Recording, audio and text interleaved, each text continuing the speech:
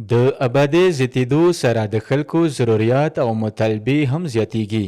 همدغه شان ضلع کوروم او خاصه توګه په چنار ښار کې د څښلو او نور د استعمال اوبو کمې راغلې ده. دا کمې انضمام نه وړاندې قریبا پوره کېدله، خو د انضمام وروستو په چنار ښار کې د زیاتو علاقو شامل کېدو له وجې د اوبو ستونزه مخې ته راغلې ده. دا وجه ده چې خلک د اوبو لټون پسې ځای په ځای ګرځي او ځنه خلک پیسو باندې د اوبو ټینکې هم راوړي. په دې هکله سنو اف ام ریډیو ټیم د پړچینار ټي ام ای افسر سید یاسر شاه سره هم خبرې کړي. سید یاسر شاه موجود ټي ام ای ټیوبویلز میگا پراجیکټ او د اوبو کمې وجوهات په اړه تفصیلي خبرې کړي. موږ سره ملانا او زیړان دا مین سورسز دي. ملانی نه موږ سره 3 سورسز دي. دوا سورس کوم دي اکټیو دي، یو سورس نان اکټیو دی. دویم سورس کوم دی زیړان والا، هغه کوم موږ سره مین سورس وو، هغه نان اکټیو دی. هغه نان اکټیو واجینا بازار کې کوم سکارسیټي دی هغه رسرګاند شو، خلکو ثابتنن سبا تر مسونه کسي څه کسي دی واجینا هغه چې کوم ته اوبرتلا ریګولر اوبر زیړان راتلا هغه تقریبا ډیر کول نشول، ډیر زیات کول نشول چې هغه زینا وګوم ته سپلای نه رسیدري څلور کول شول. چونکې ابدي ایکسټنډ شو، د ایکسټنشن واجینا ابدي ډیر زیاته کنجیشن شو کریټ شو کې کنجیشن واجینا اوبو سورس کوم غا پاتې شوی دی، بلکې مغانا کم شو، خو ابدي زیاته شو، بینیفیشری زیات شو. دی واجینا اوبو شارټیج راغله. لکه ته اوس وخت د هزار محلي نه کوزه د ډنډر اکثر ته کوم دی ابدي سور ایکسټنډ شو، ندی ته اوبو سپلای کول ډیره مشکله ده. اندیشون ته شینګاک روډ ابدي وخت سور ایکسټنډ شو، امام کولنه ابدي وخت سور ایکسټنډ شو. کوم د زیړان نه ابدي ایکسټنډ شوی دی.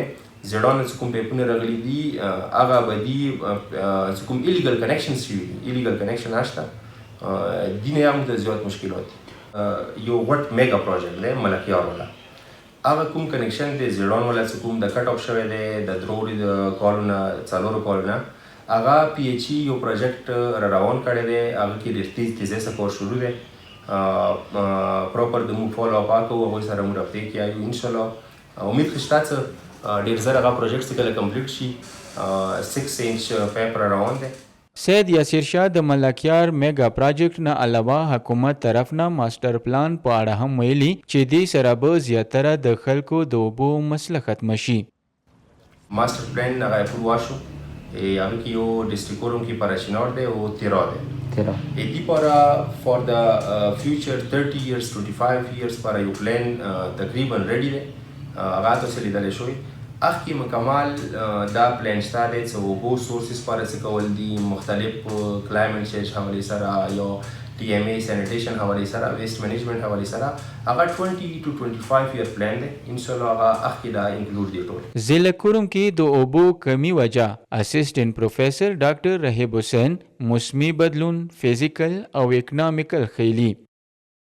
هغه اول وجه دا وی چې کلایمټ چینج وي. کلایمټ چینج نه د اوبو باندې ډېر غټ اثرات وي، هغه ځمکې وچې شي، بوټي ونه وي هغه علاقې کې، ګرمي زیاته شي، ایواپوریشنز کېږي او اوبه چې کومه دی هغه خلکو ضرورت نه پوره کېږي. دویم دا وي چې موسم چې کومه دی دیو کې ډېر غټ رول وي. کله موسم وچ وي، وچ موسم کې بیا نه برانونه وي نه څه وي، هغه کویانو چې کومه اوبه وي هغه ختمه شي او نور کویان بیا ریچارج نه کېږي.